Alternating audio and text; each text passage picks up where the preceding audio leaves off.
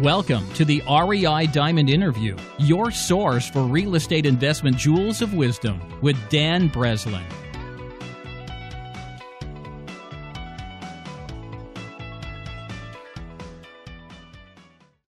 Welcome to the REI Diamond Interview. This is a special REI Diamond interview because we're here in person. Often I don't get the opportunity to sit with the successful people that I have the chance to interview in person, so this is a pretty cool one for me. I'm here with Howard Greenberg. Howard's been a friend of mine and a business associate for 7, 8, 9 years, something like that, huh? Ever since the day I walked into your office. So why don't you let everybody know a little bit about what you're about, Howard, and kind of what you do. Okay. Hi, my name's Howard Greenberg. I'm a real estate broker. My company is HG Realty Services.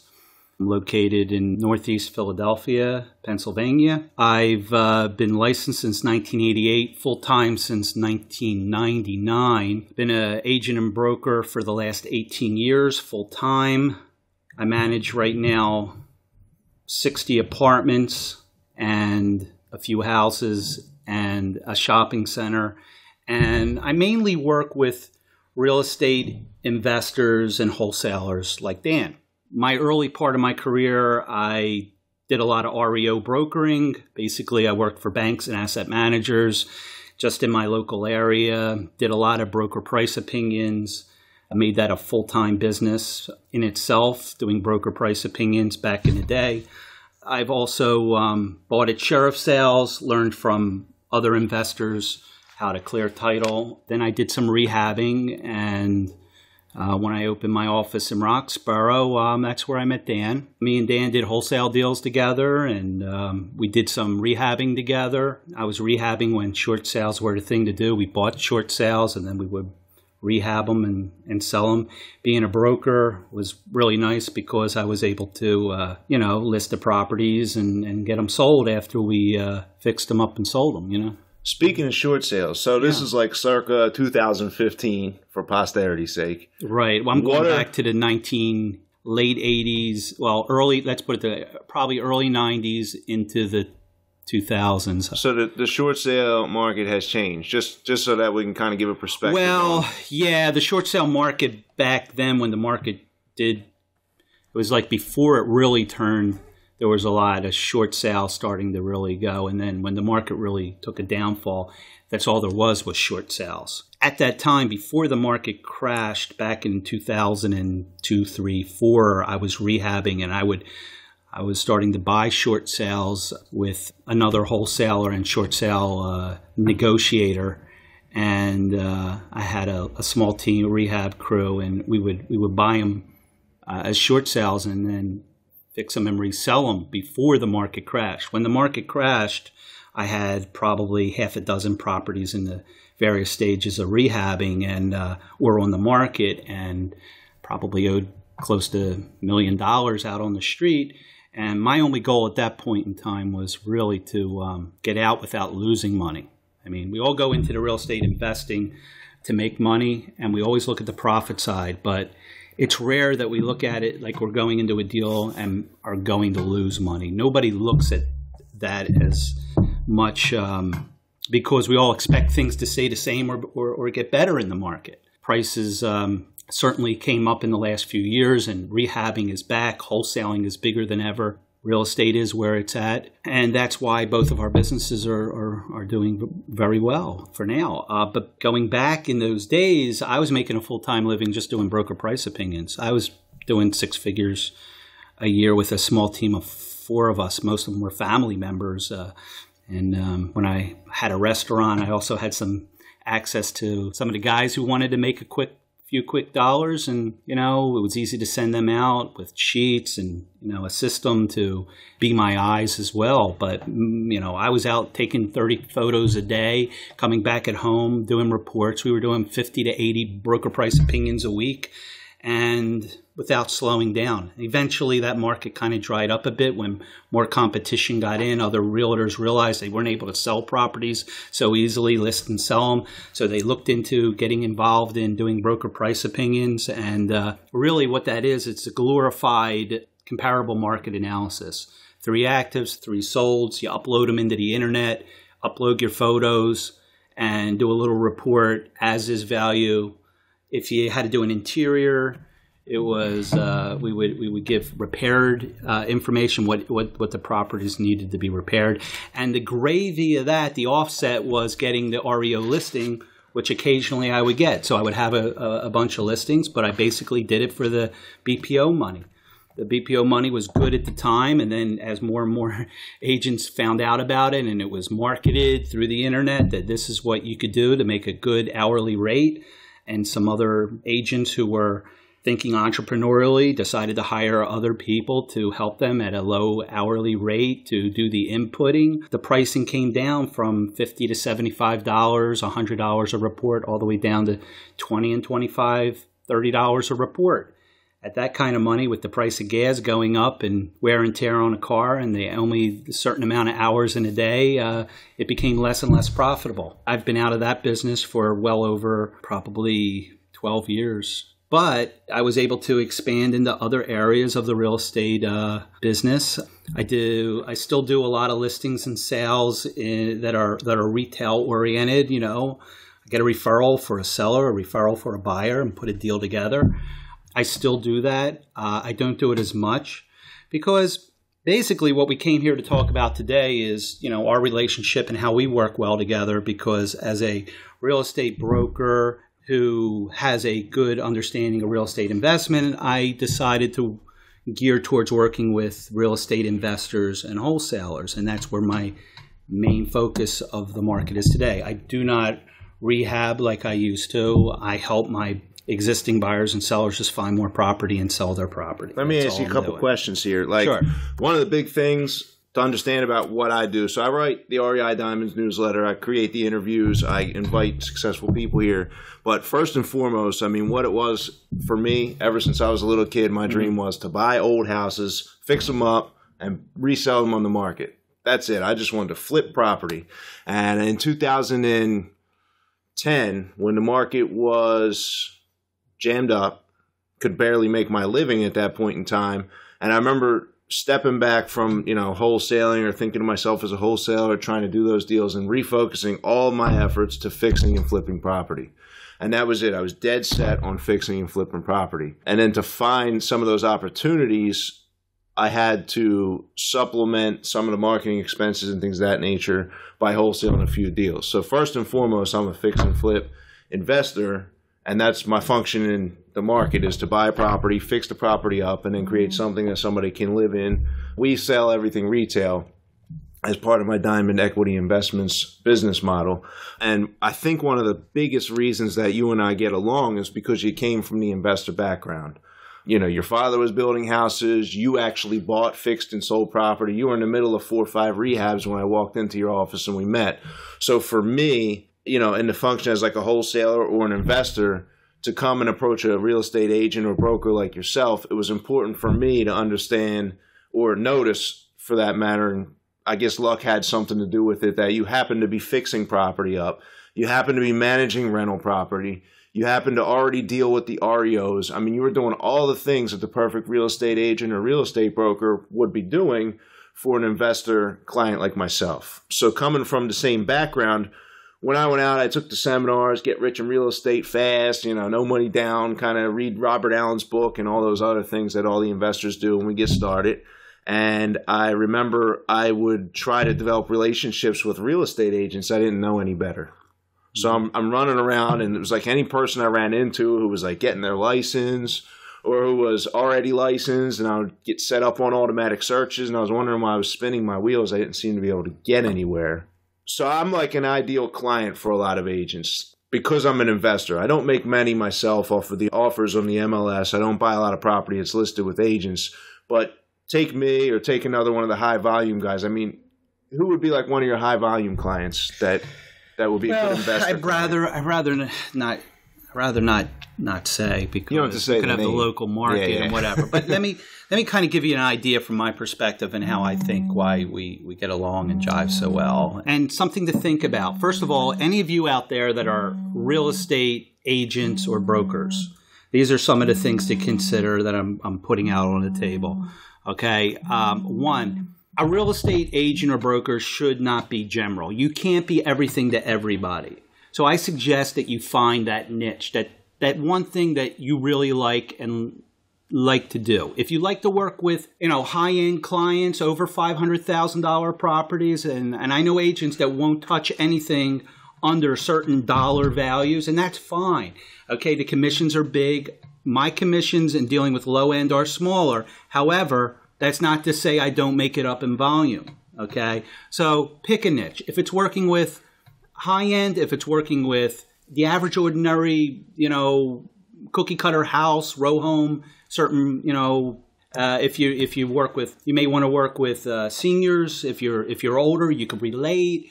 I like to work with people I relate to, and it really would help if you have background knowledge for the client that you want to work with. Like, I feel that I had to go find the ideal type of customers for me.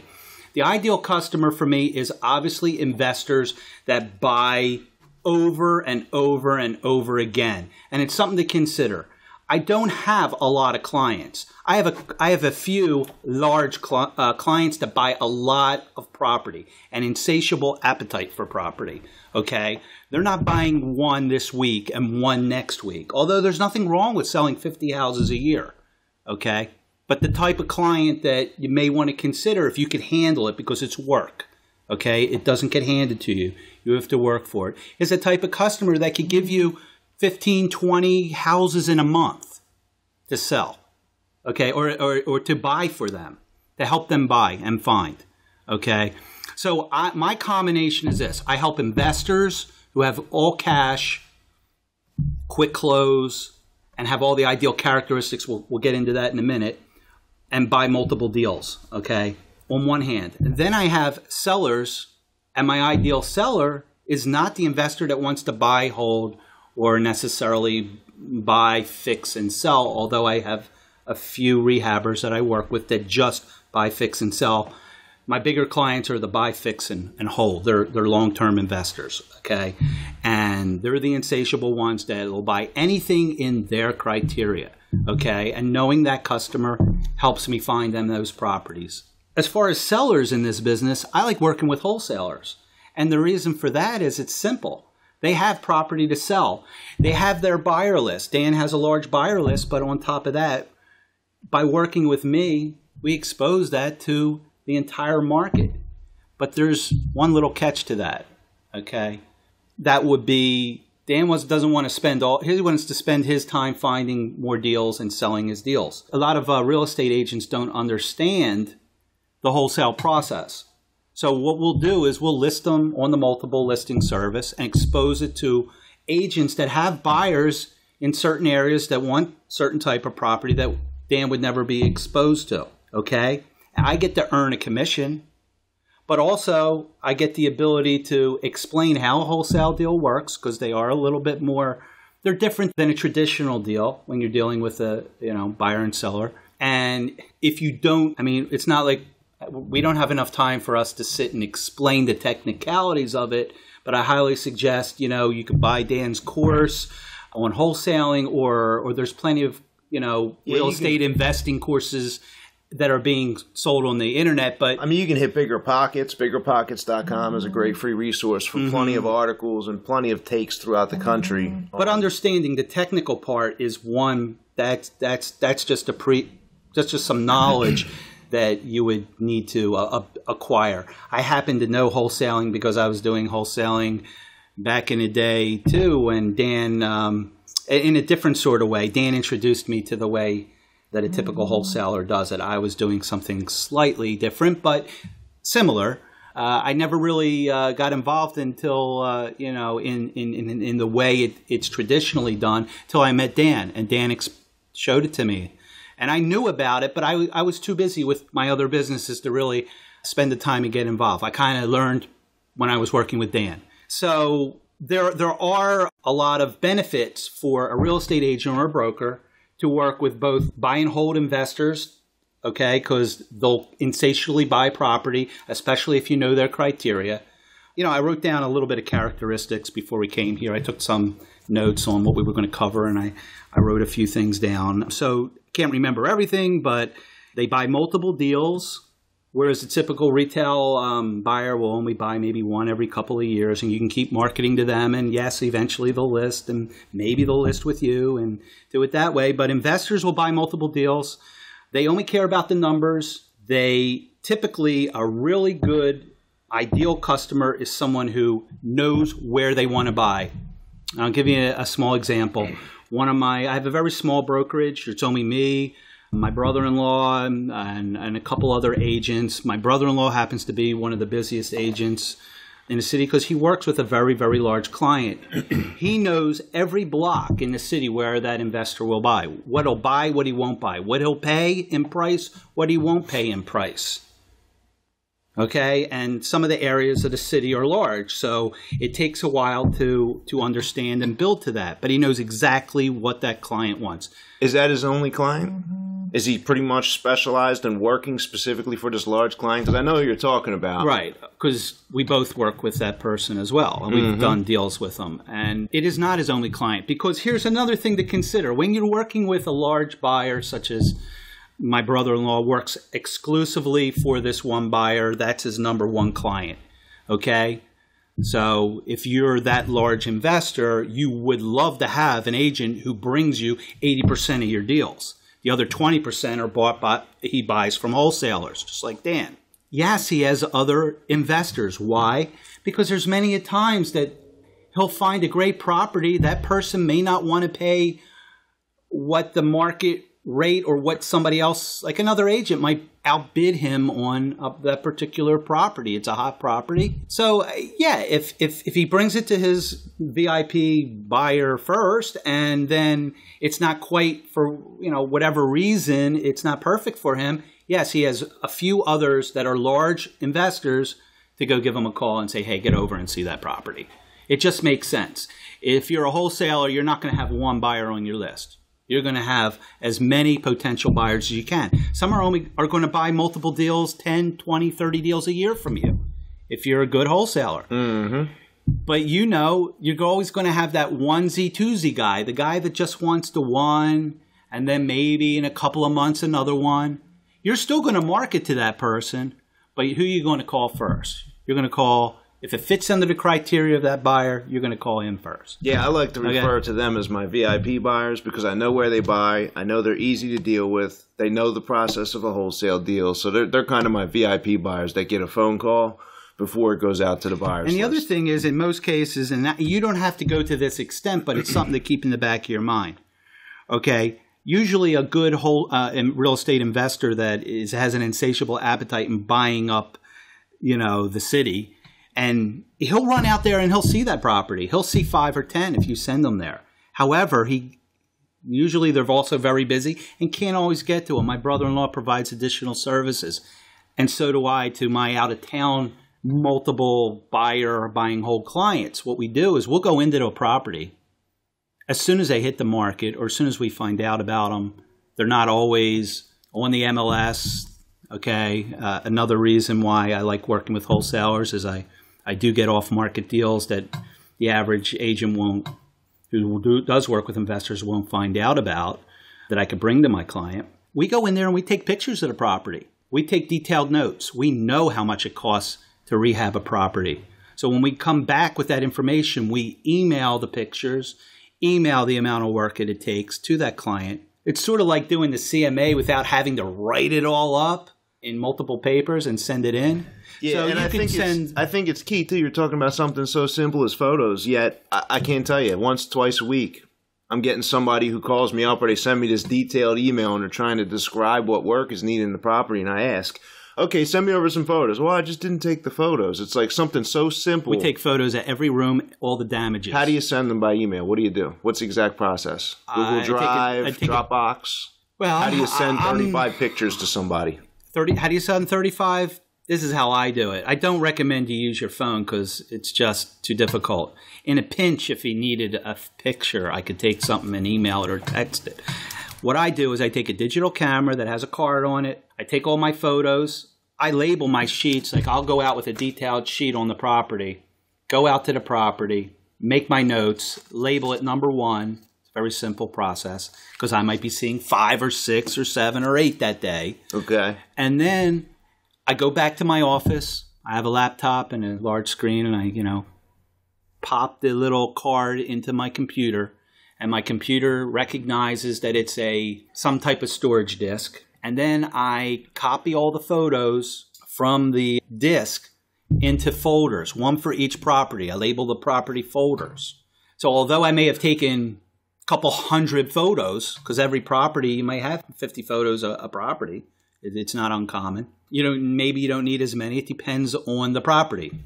I mean, more is always better, though. More is always better. You could always delete, and it takes just a fraction of a second to snap photos. Preferably one that you have auto flash on, and and then because you're going to go in the basements where you always bring a flashlight. I always have a flashlight on me, and it's big, so you don't want to carry a little itty bitty flashlight when you're in the inner city.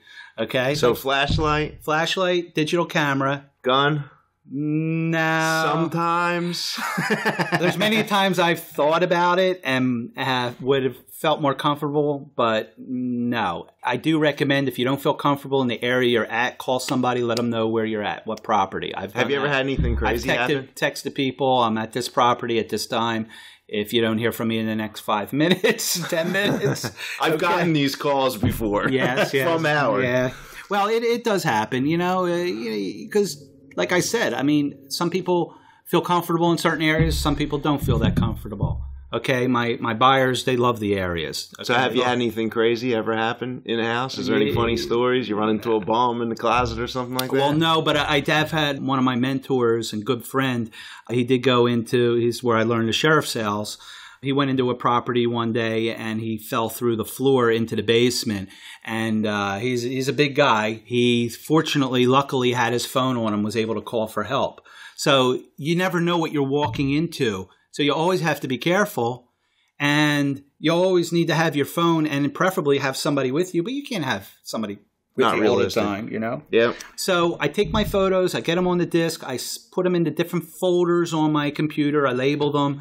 I then zip the folders. You right click and then you go to send to zip file. It creates a zip file, and then I could then go to my email, and I always use a major email. I'm a Hotmail guy. Mm-hmm. And, I'm so crazy with the Hotmail that I have it backed up to my Gmail in case for some reason Hotmail is not working. Back in the day, occasionally Hotmail would go out. Well, what do? I send everything to my Gmail account. Simple. So if I can't log into Hotmail, I got my Gmail. But in either case, I go in, I type out an email. Here's such and such a property, photos, send it to my client. My client looks at them, and he'll make an offer just from photos. He doesn't have to go into the property because he knows what he wants. He knows where he's buying. He knows what the house, the condition is, and he knows what he's willing to pay. Mm-hmm. All the things I don't have to convince anybody of as a realtor. So, as an agent. So for I work with a lot of people, and I make offers based on the photos also. And the way that has been working the best for us lately, I actually had an issue where I'll put 20, 25 photos into the zip file, and then the zip file is too large for Google to send. And then it tells me to send it using Google Drive.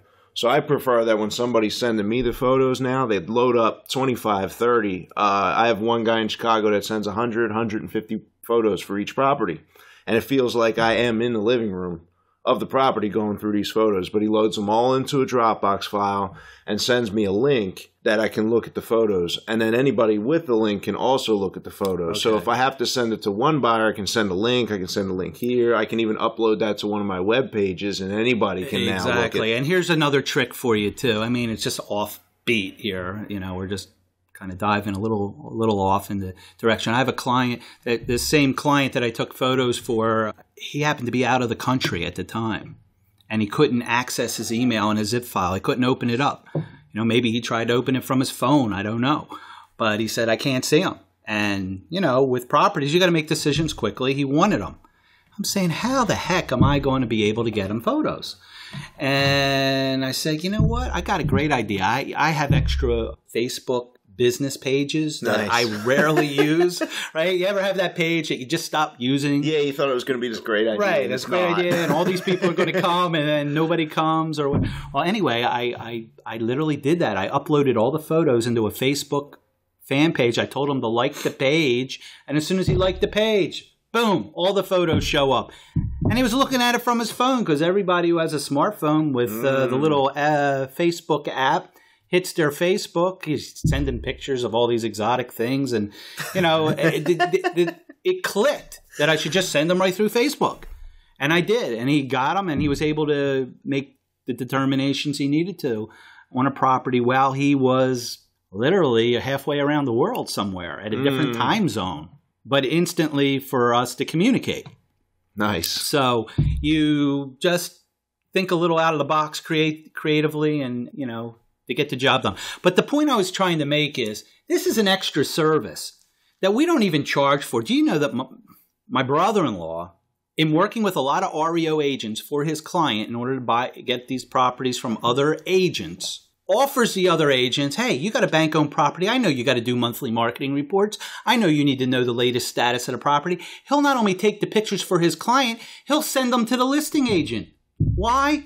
The listing agent has to do reports. Wow. And he doesn't charge him. He does it as a favor. Why? Does that help him not get that? Does that REO agent think, well, this buyer's agent not only wants to, many people are sending me offers. Why should I deal directly with just him? Do you think he gets maybe a little consideration for a little something that I didn't ask for, but I definitely need? Because, I mean, some of the REO agents, they're not located near the properties that, you know, they could be half an hour away, their office, from these properties. Or more. Yeah. Yeah, one was very far because I had to take a check one day from the downtown office all the way out. Like, it took me forever to get through 76 with all the construction. It literally took me from 8:30 in the morning till almost 11 o'clock to drop off a check, okay, which is another thing. I would always get my investors now to send overnight bank checks for deposits, okay? If you're buying a property. This is on REO or on every deal? Definitely REO, number one, in the order list. Number two would be private deals, because a private seller and that agent isn't going to be as up your butt as an REO agent needing it to show their, in order to just asset managers. And you know, it's back to real estate 101. An offer has to be in writing, correct? Right? It can't be a verbal. There's no verbal agreement when it comes to real estate. It doesn't hold any weight. To lock it up, the deal, you mean? And what locks up the deal is the actual check. You know, we send photocopies of checks that says, hey, we got the deposit. But the actual physical check delivered is all the difference in the world. And if the client is sending them regular mail because they want to save, just pay 49 cents for a stamp, right? Instead of spending $8, $10, $20 to get it overnighted to that office so that it's accepted. That's what consummates the deal. I mean, for a real estate investor to lose a $20,000 profit on a deal over $20 doesn't make sense. Okay, so I get them to overnight it. Have you ever had them lose a deal? Absolutely. That's how we learned. Yeah, we learned. Here's what happened. Deal was signed even. Wow. But no deposit was received yet. Another offer comes in. Broker says, take the deal that has the deposit. Sorry. It was a higher offer, too, that came in that they took. Slightly higher, but we were there first. But if we would have only had the deposit check, that offer, the higher offer from somebody else wouldn't have had a chance to get accepted. It would have already been a sold and done deal. So, yes, I tell my investors emphatically that does it make sense to lose 20 grand? I'm using that hypothetically, but it's not far off. Okay, it could be a little lower, it could be a little more. Over the difference of 49 cents to $20? Really, you're going to lose a deal for $20, then? You're going to lose 20 grand over $20? No, but you don't think about it. Right? But you don't think about these things. It's my job to think about them. I'm providing service to my client, making sure they get the property and make their money. That's my service. Okay? You know, I mean, you do that for me. You provide like a ton of service. Can you give me some examples of like what you do for me? Yeah, let's switch out of mode. So this was just an idea to get your thoughts going, to work with a specific niche, learn that niche inside out, and service them. Okay, so we go over and beyond for our real estate investors, me and my small little real estate company. Now, why I like to work with wholesalers like Dan. Okay, one, I make commissions on almost every deal. okay? I don't make them on every deal that we do, okay? I don't. Dan sells a lot of his properties without me. He has a buyer list and has regular customers, but I have a chance to. But it also gives me some other abilities. But let's talk about the services I provide to Dan, okay? 1, I give a wholesaler access to the entire market, not just his buyer list, okay? So now I'm giving also the other real estate agents who never had a chance to make a commission on these deals to actually make a commission for their buyers and find property for their buyers. So that's a service in itself that Dan doesn't necessarily, he benefits from, but so do a whole other group of people. Dan's too busy to sit and explain to a real estate agent how a wholesale deal works. So we came up with some systems in place, okay, that when offers come in, they get handled a certain way. And there's certain rules or certain requirements that Dan requests that are all given in advance to make a deal or not make a deal, right? Mm-hmm. Okay, we have our own documentation. These are things that, you'd have to talk directly with us or come up with your own.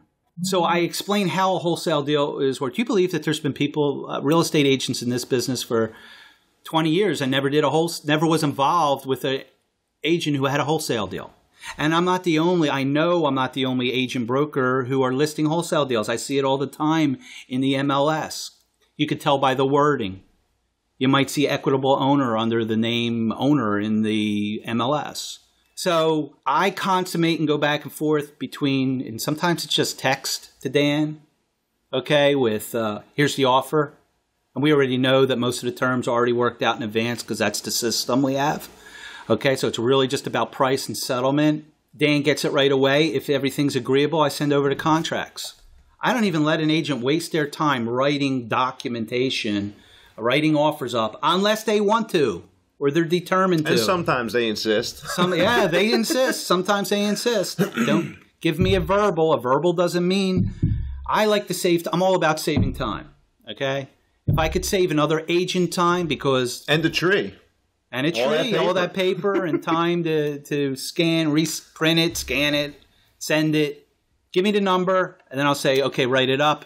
If they get it back fast enough, great. If you don't get it back fast enough, that doesn't mean it's taken off the market. It's never taken off the market until it's a signed deal, okay? And watch your wording with other realtors. That's all I can tell you, okay? So, communication is critical. So here's the thing, like in the past for me, Howard, I used to just go pay $300, get a flat fee listing, right? And I use my contract with the seller and I list my property. Right. So like my retail deals, there's complicated situation. Howard doesn't handle any of my retail listings. I have another partnership and my partner's wife is an agent, so it's kind of one of the vigs of him handling most of the heavy lifting on those deals. Right. But for the wholesale deals, I pay you more than I would pay for a flat fee listing. I mean, what are the benefits that you give me? Can you just explain some of that stuff so that, like, Before I tell you what the benefits are to me, what benefits are there to you? The benefits that are there to you are as follows. Obviously, I'm giving a little bit more than a flat fee service. A flat fee service, and there are plenty of them out there, and you're welcome to use them. But here's what they really do. They take your information on the property. They list it on the MLS how you would like it, hopefully, okay? You don't always get the description you want. You don't always get the ability to make changes instantly all the time because somebody else is doing that for you. And it could be one girl one day, another girl another, because they sit in the office and they just input. So changes could be by a phone. You got to wait. I make my changes pretty instantly as long as it's in the office. That change gets taken care of. Whether it comes to me from Dan via email or text, I make the changes. Okay, sometimes we have to withdraw. Sometimes we have to active no-show. When a lockbox is taken, I can't allow agents to necessarily go down there and waste their time. I'm all about saving everybody time. Another reason is you could make – sometimes I'll go to settlements. When I know that I got a tough agent on the other end representing their client that's really been a little tough along the way, I'm not going to just leave it with one of Dan's partners. Sometimes I will just go to settlement. Okay, now I make a lot less per deal. That's granted, right? Don't I? Mm-hmm. In most cases. Mm-hmm. But I also negotiated the ability to any lead that comes in from the listing and which gets put to the internet comes back to me, and I decide whether A, I want to show it and make the buyer side of the commission, okay? 2, offer it to one of my existing buyers. 3, whether I want to give it back to Dan, to one of his partners to show the property if it's too far away from me to show, because I'm busy too. And then I still have the ability to get paid if I refer it back. But I have the deals firsthand on the market to be able to sell to my investors. And there was a deal where, and this is the next one, there's a deal where we did on Ludlow Street, and that buyer was a particular buyer for a certain type of really, really cheap, really, really rough property. It was damn, could you say how long we had this on the MLS for? I think it was on for 4 months. About 4 months. Maybe even a little longer. I think it might have gone away and came back. There were title issues. It was like a nightmare, and finally we ended up getting it settled. So here it is. I get a call on the phone. Guy, I sent him through it, and he liked it and wanted to buy it. And next thing you know, I get sometimes, not all the time, but some of my buyers pay me a buyer fee. You know, as an agent, you could understand on low-end property where the commission isn't that big, you can get a buyer fee. You know, $1,000. Yeah, whatever it is. Whatever it is. In the heyday of the market, we were getting like $2,000. But, you know, we don't get it on every deal and not every buyer. But that buyer wanted that property and he was willing to pay me because he knows my commission is so small on these low-end deals that he's willing to pay me a buyer fee. Well, I sold him 2 other properties that had nothing to do with Dan. You know, properties I sold him on the MLS. So you're meeting buyer clients by having my wholesale inventory that I do put up marketed on your site and elsewhere. You're actually meeting buyers. I'm meeting buyers, and that buyer, matter of fact, called me last week, and we tried to put one under agreement. It didn't quite work out. This one, that would have been the 3rd separate deal than Dan's. But nice. Yeah, so I do have buyers out of it. And I know exactly what he wants, where he wants it. So if anything, I see it come up, I text him right away. You know, if he wants it, he says, submit an offer. I submit the offer right to the REO agent. Boom, it's a deal or not a deal. The nice thing about working with investors is you literally can write 10 deals in a week and get 4 or 5 accepted in a week. Okay? And I'm not the only proof of that because that happened to me not this last week. But my brother-in-law, very consistent, very consistent. You know, he averages 15 deals, 20 deals a month. 1 month we closed 30 with his, 30 deals in 1 month. 30 That's deals a in deal 1 a day, month. Including Saturdays and Sundays. Yeah, but understand this too, that they were probably, there's months where we only have maybe 5 or 6 or 8 settlements from that one client because what'll happen is, deals will get pushed forward, and then all of a sudden you could have a closing week with 10 deals, and the last couple of weeks, maybe we only had 2 closings this month. 2 closings in 1 month for him is nothing. I mean, we're almost halfway through the, the 10th. Yeah, some of them go like that. So yeah, so last 2 weeks, we're starving in a sense where we count on a certain amount of money every single week. And if you don't reach that number, you're robbing Peter to pay Paul. You're just taking from your account or whatever. But it eventually comes back, just like we talked about with your pipeline. The pipeline kind of gets stopped up a little bit. It's no big deal. Every real estate agent goes through it, but it's the average. I think everybody in the real estate business. This is why the rental business is so attractive because there's some steadiness to the income that's coming in every month. Reoccurring revenue. So you can build that up and get that pipeline set up. But for agents, I'm a fix and flip company, so all of my retail fix and flips. I think I've had my last fix and flip retail payday back in like October, November. So we're like way backlogged the way you're talking about. And the same thing with wholesale inventory. It's a cycle. It's like the real estate cycle. You're feast or famine. Some months it's 30 deals, some months it's 2 deals. You're getting buyers' clients from having wholesalers' inventory advertised. And I know I'm not the only guy you have kind of doing this wholesale listing thing. But how much are you paying for this like stream of buyer leads that comes from? I don't pay anything for it. It's free. It comes with it. You never know what you get in this business, Dan. It's the kind of thing where you could have one client that'll do one deal with you, but his friend could be one of those big fish that you were looking for, okay? You could look through the market and try to, and I encourage everybody to try to find that whale, that big fish that'll be that constant source of income from you. But a lot of times they come from other people. This is a relationship business. The real estate, if you're going to sit back and just wait for something to happen, it's not going to work. I have one client, and we'll end, I guess, I'll end whenever you'd like, but here's a particular example. I have one client who I've had for 7 years. He buys, he fixes, he sells. That's what he does. He doesn't buy that often. I can't make a living from it. But he's one of many clients, and I like to find him what he likes. He likes a couple of zip codes. It supplements his income. He's good with, he does the work himself most of the time. He rarely farms anything else. He doesn't have a crew. And he has the cash in the bank, and he can close tomorrow. I must have showed him 20 REO properties. Oh, man. And we're getting outbid, not because he won't pay. It's because the market right now, and this market is, the REO inventory is tight to begin with, okay? Less and less foreclosures are being filed at this time than in the previous years. So there's not as many hitting the market. And when they do, it's a right market to rehab right now. To buy it, to fix it, and to sell it with interest rates as low as it's been. Rehabbers have been back in this market, and they're constantly searching for inventory, and it's hard to find. That's why having wholesale deals is that extra little source that helps me. There was a few that I've showed them that were yours. It didn't, for one reason or another, it didn't work out for him. But it doesn't mean that I didn't have access to them and could have sold him one, okay, of those. Right? We ended up selling them anyway, didn't we? Oh, yeah, everything ended up selling. Gone.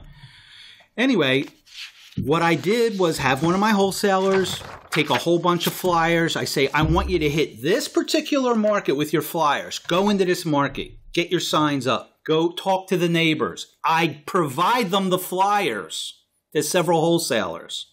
Not for me to go out and wholesale. For them to wholesale to bring to my client that needs a particular property in a particular area that I can't even get on the MLS. And my time is too busy and too valuable for me to go door to door with flyers. That doesn't mean I ever did that in the past. Did it work? When I went in the past? No, when the guy did it now, this time. Well, did he do any deals or what? Okay, this is one particular circumstance. I just handed him 2,000 flyers last night. So he's starting.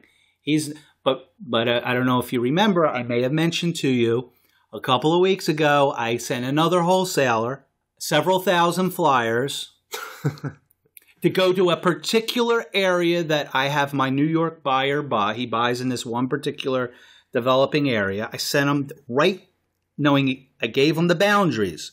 I said from here to here, this street to this street, and from this street to this street. Take those flyers, go to that section, and he called me in the afternoon and says, I got a property I'm putting under contract tomorrow.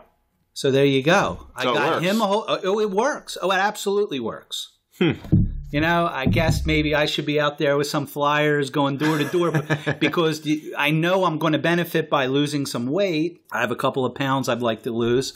But honestly, I'd rather send other wholesalers. Being a realtor, let me just say this. A lot of agents and realtors may be hesitant to work with wholesalers because in the back of your mind, you're okay, I'm a realtor, I'm licensed. This person is putting a property under contract with a homeowner. He's taking money out of the real estate agent's money in the community because he's making these deals where I don't get the listing. I've had other agents tell me this. So I'm listening to their philosophy on it. And I say what they're doing is 100% legal, first of all. Okay, anybody can assign a contract to another individual for a fee, okay? But as an agent, I'm licensed by the state. I could still do it. Other brokers and agents, by the way, do wholesale deals. So if you think that brokers and agents don't wholesale property instead of listing them and making a commission, there's a lot that do, okay? But if you feel uncomfortable doing wholesaling, which maybe you're like me, I felt my best service I could provide is still being a realtor to investors. I mean, it makes the most sense. So I will take my network of a few wholesalers and I will guide them, teach them if they're new and they need help with anything. They can call me and question me if they have any questions. But most of them are already experienced, some more than others. And I help them. I mean, think about this, Dan.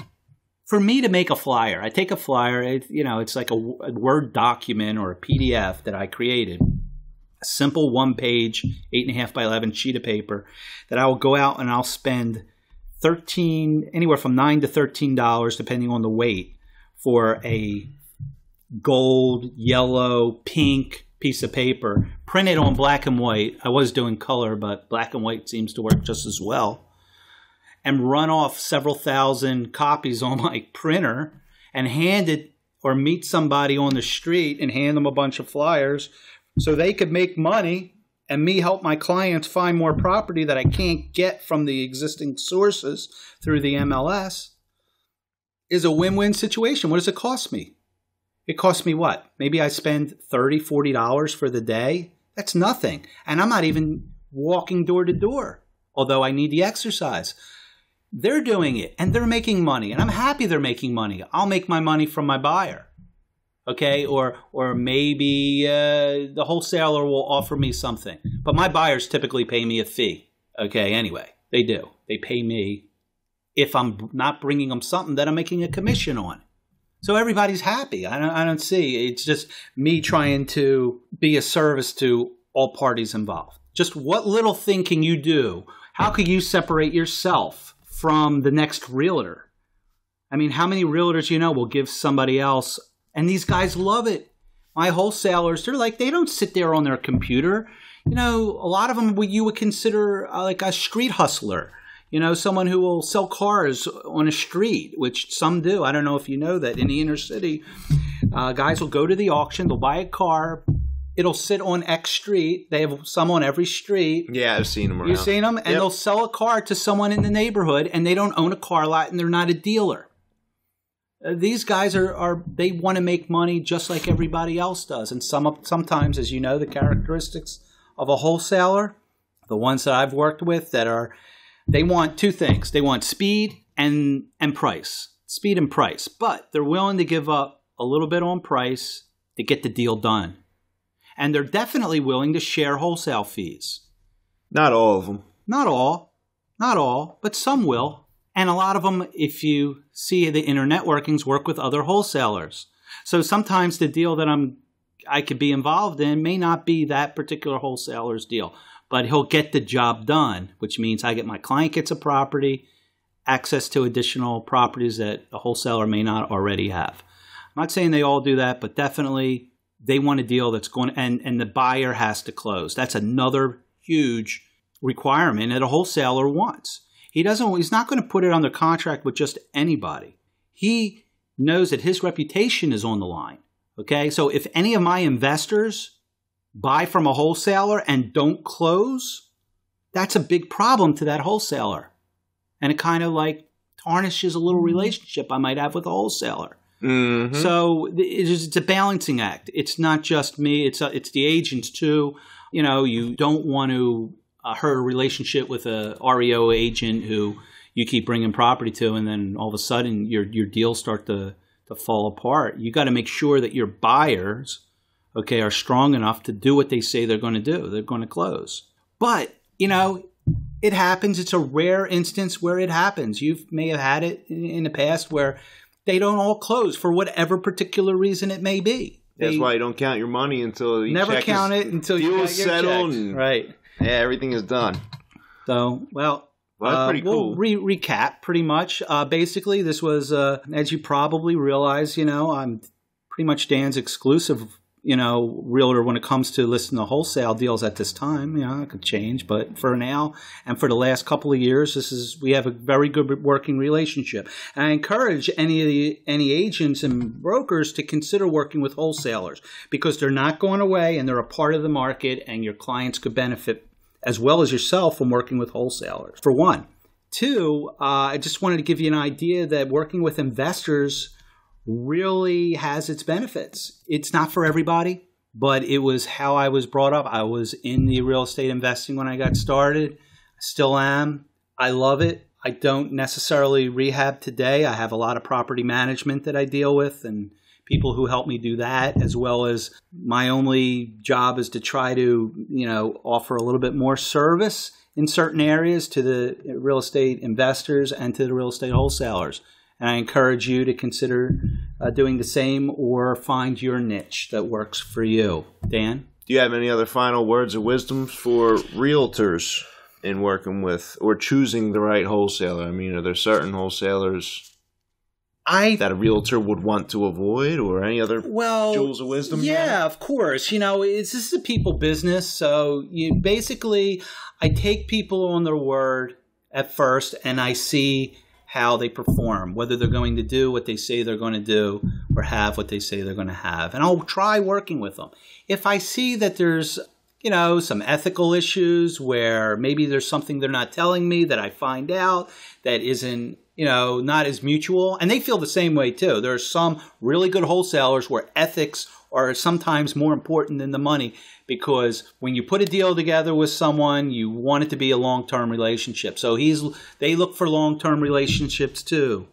So it's I'm sure that if you were to work with some investors, you'll find that, they may not be the client for you. I tried to lay out the ideal client. Nobody's perfect, but as close as you can get to somebody who buys quickly, has enough cash, has an insatiable appetite, gets to the property, or you go to the property for them and provide the information that's going to make them make a quick decision.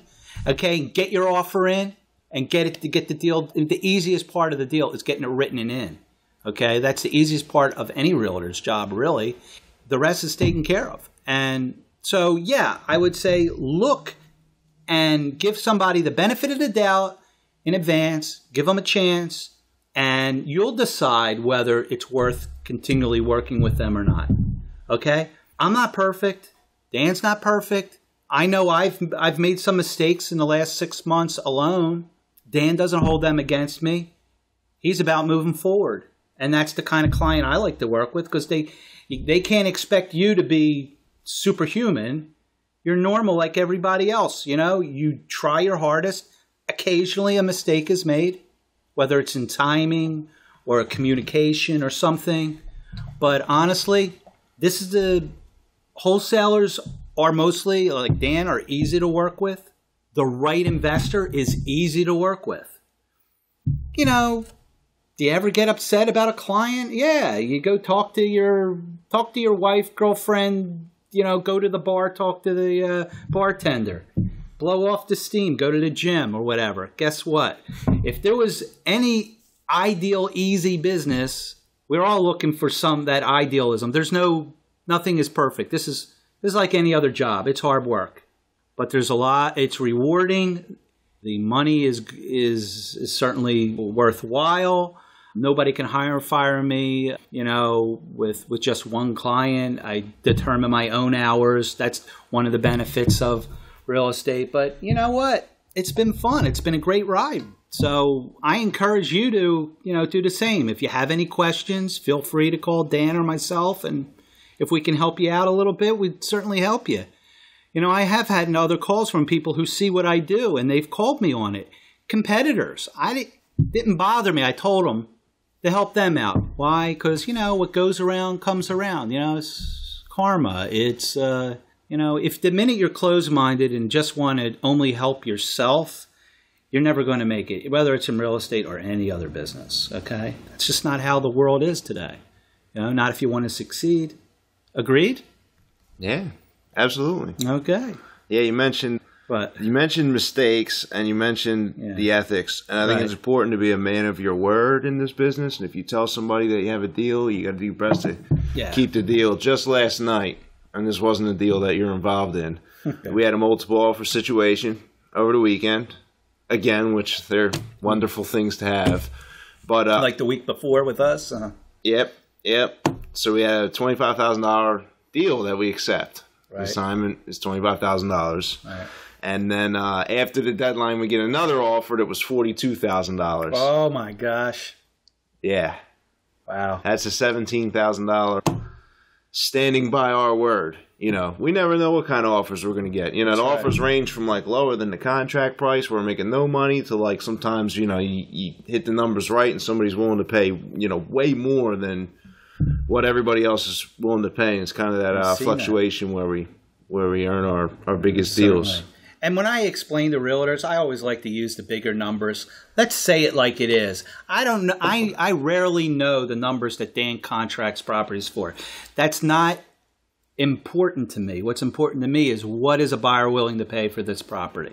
Okay? So I don't want to be convoluted early on in knowing. But as a wholesaler, they do make pretty large fees. Okay? On occasion. On occasion. Sometimes they're not.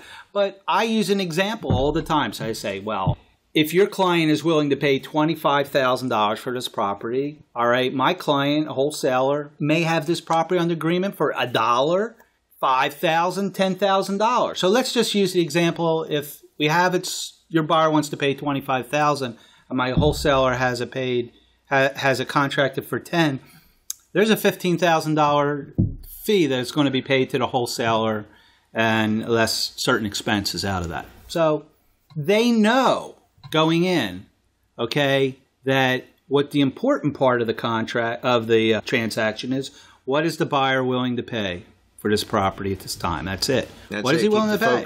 Keep the focus where it needs to be. It's not how much money somebody else is making. Because you know what? Many a times, in most cases, you may not realize this, but your investor clients, they don't care. They just want to look at the money for what they pay for it, plus closing, and how much they're going to make on a deal.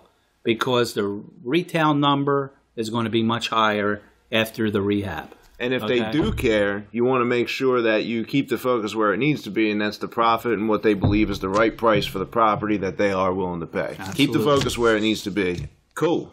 Yeah. Well, I appreciate you coming out, Howard. You're welcome, Dan. If anybody wants to get in touch with you, should I put some contact information? I'll put an email address or something like that in the show notes? Yeah. Cool. Yeah, email's fine. Yeah, that's good. Sounds good. Well, if you enjoyed this REI Diamond interview, you can sign up for the newsletter at www.reidiamonds.com. We publish some money-making jewels of wisdom there on a weekly basis. A lot of good stuff there. Well, thanks again for coming out, Howard, and we'll look forward to closing some more deals with you soon. Absolutely.